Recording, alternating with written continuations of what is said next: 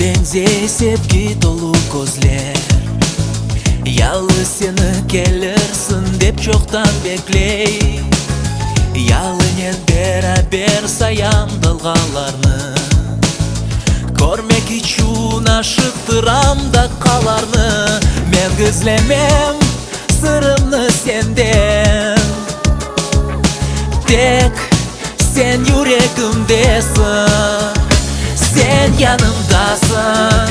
Gözlerinde sevgimiz, bir nefestemiz, bir gönüldekimiz.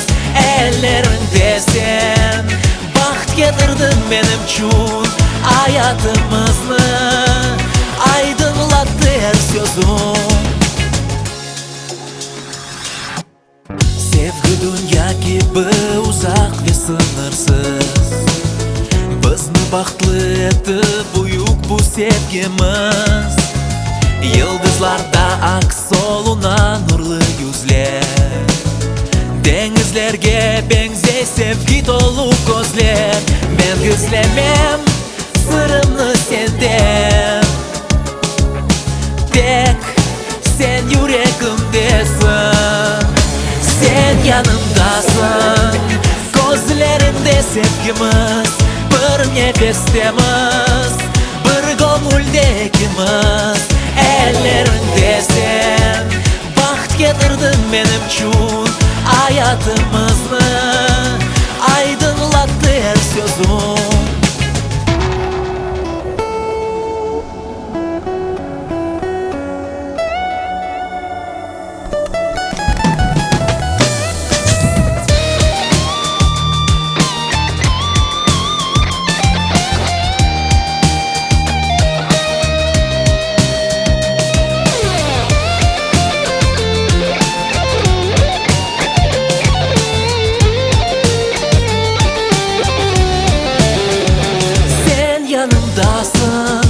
Sen yanımdasın, gözlerinde sevgimiz, bir nefestemiz, bir gönüldekimiz.